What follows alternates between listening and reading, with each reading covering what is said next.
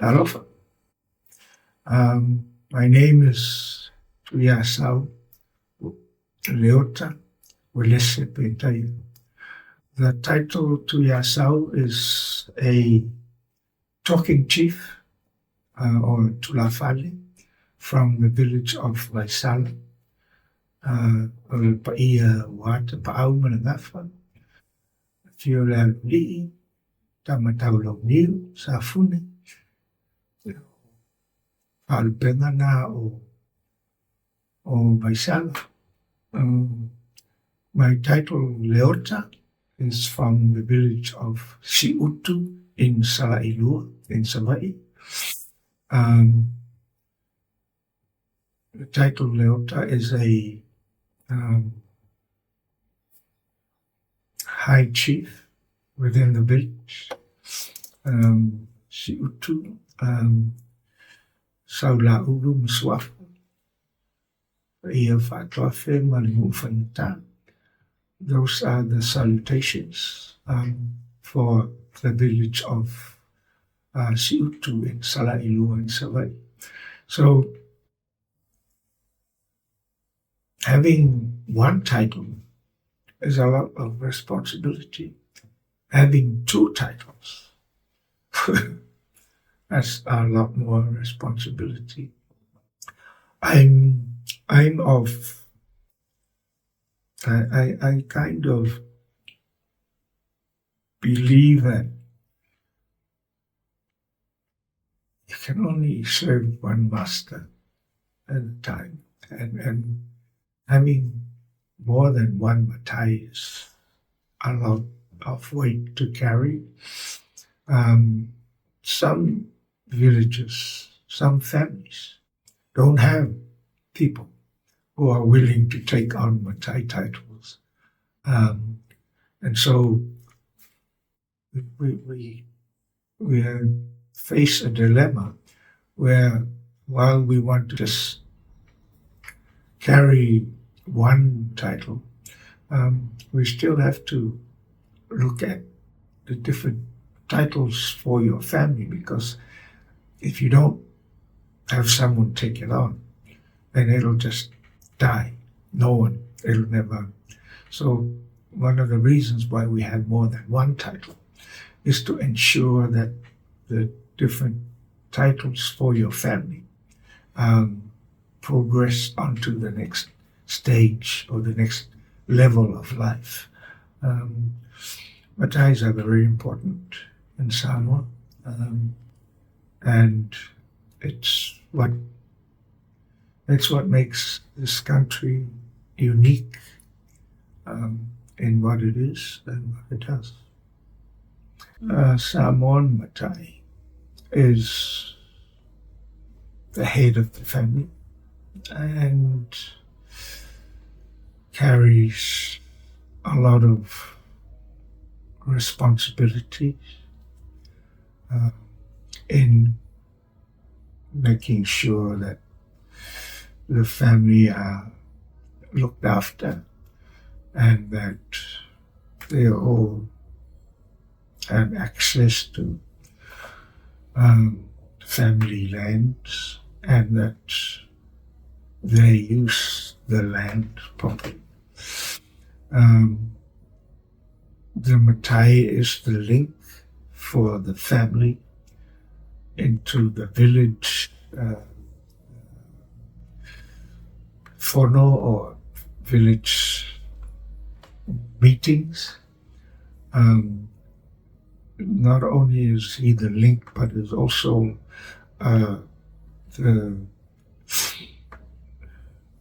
the pathway for the family to be heard within the village. Sometimes some Matais have been quite autocratic in the way they deal with their families. But things have changed quite a bit. There's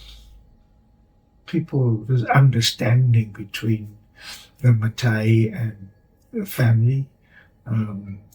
But basically, Matai is the titular head of the family, and he looks after everyone and makes sure everyone is comfortable and is able to perform different duties that is expected of them.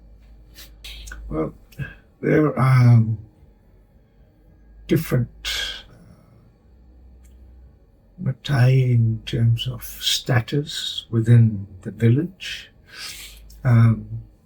The talking Matais, or the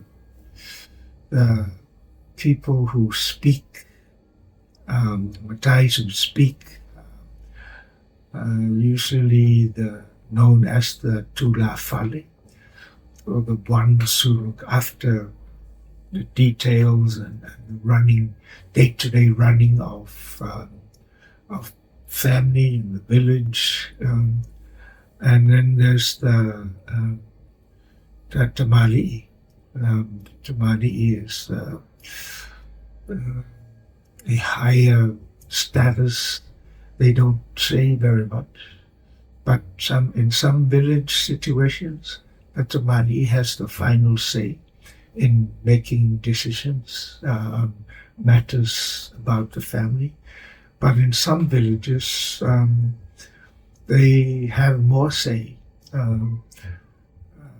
But in most cases, the Tula Fale is the Matai that does all the talking, does all the speaking on behalf of the Tamali'i.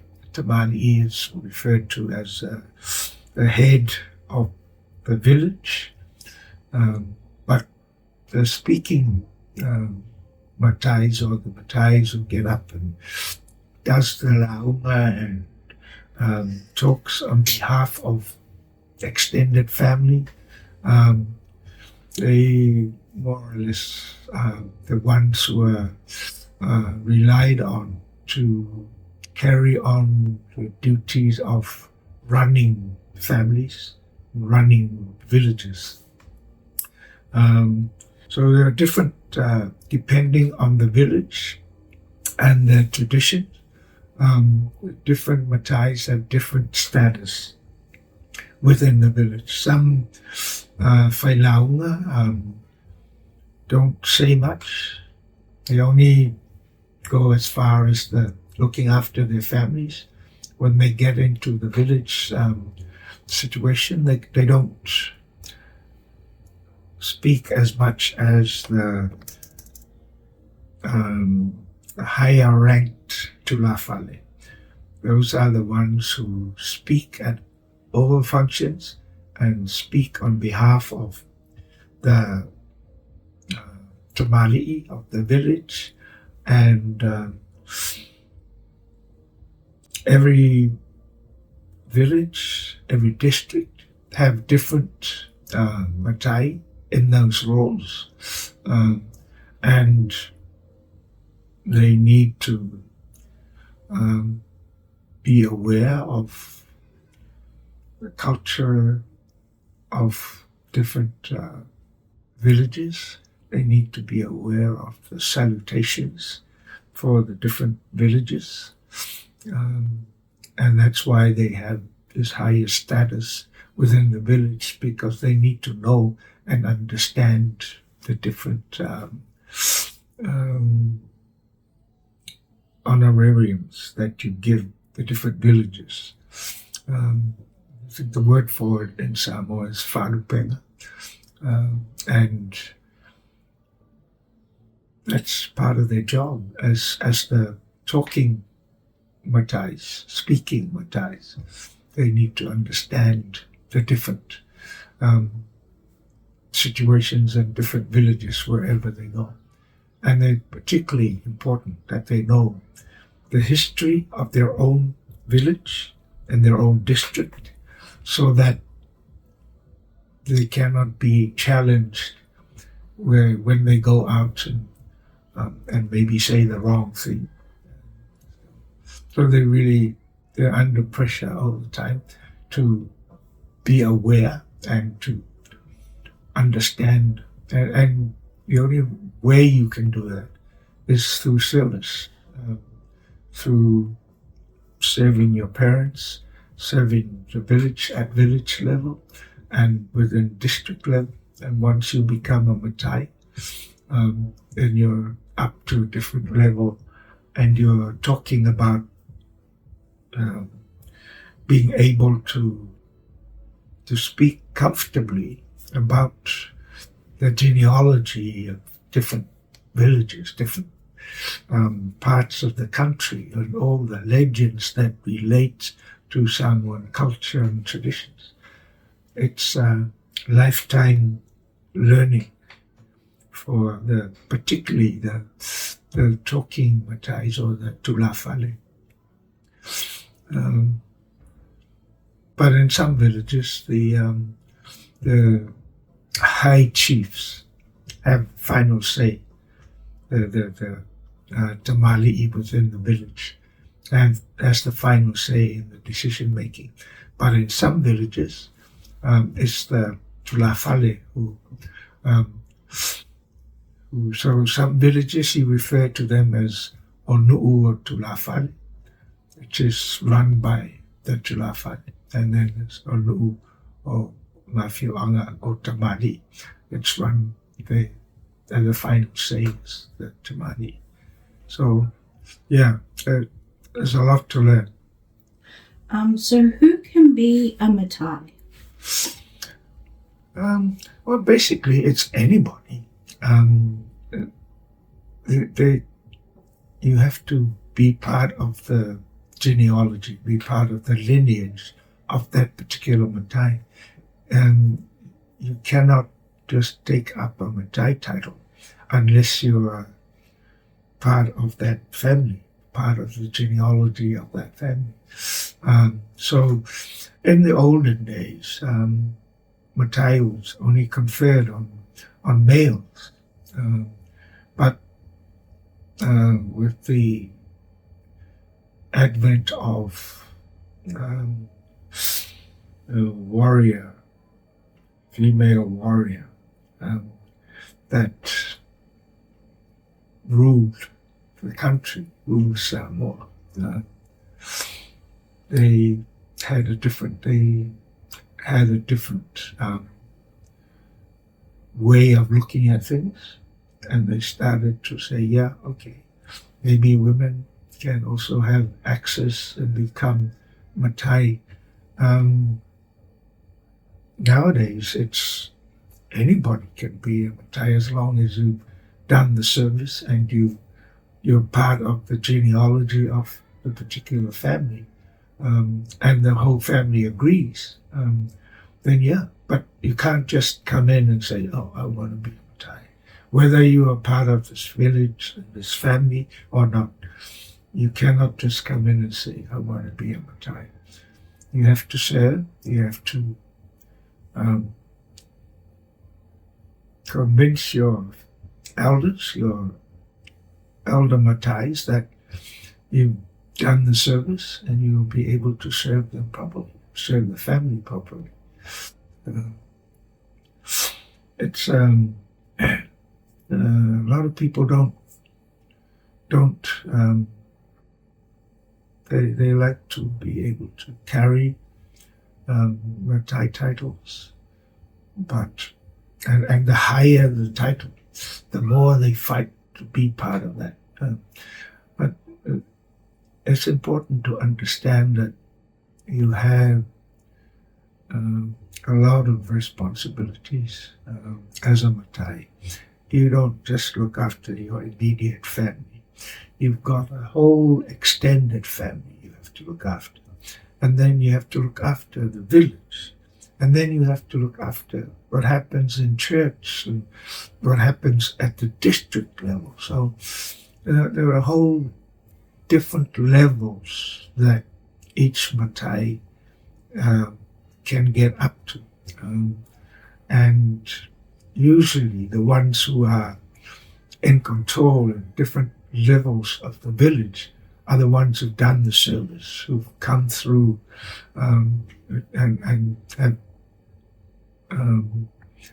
have done the armor for the Matai whānau and have gone to the plantation and planted, brought food for the family. Those are the kind of things that they used to do and perform in order to be accepted by the family to be a Matai. There's different things happening these days. And I think the most important thing is that people need to understand the role of that particular title within your family, within the village and the district level, and at national level. So it's pretty complicated when you're not part of growing up as a Samoan. It's a very important part of being a Samoan. Why are Matai important? Why? For a long time, we had no police in the villages. And it's just one role of a Matai. Keep the peace. Make sure families live together. It's a communal living, so you need to be able to make peace with everyone. And Matais have always been the leader for the different families. Even if you only had you and your wife and your 3 children, and you're a Matai, you're responsible for them, for their well-being, and teaching them the different cultural things that they need to learn to be able to progress within the village, within the family. And Matais usually are expected to know the family genealogy and make sure that people keep the genealogy alive. And it's nowadays the Matai system has been diluted a bit. Hasn't really the only place where you see Matais is in Parliament, and that's where they're talking at that level. It's what doesn't happen at village level. Every month I go to the village, Matai whānau village, and you go through what's happened last month and who did something that is illegal, and who took cocoa from someone's cocoa tree, or took taros from someone's plantation, or who killed someone's pig. Those are the things that Matais at village level, police. So where we still have police posts in the different districts now, we still rely a lot on the Matai to make sure that peace is maintained within the village, district. Matais are, it's like a language. Without the Matai Samoa, it's not Samoan. So, you speak Samoan. That's great. And you need to understand it. You need to learn honorarium and genealogy. But the most important thing is you need to look after your family and make sure everyone lives peacefully with each other. You see a lot of fences going up in the villages. We never had those. And we'd go across, borrow salt and sugar. And, that's how we used to live. Nowadays, you have to think twice about going to borrow sugar from someone because now they have a fence. And once you put up a fence, you're not allowed to cross that fence. That's a different culture. And so, it'll be nice to see less fences going up and more people sharing. Because that's what Samoan is all about. That's what being Samoan is all about.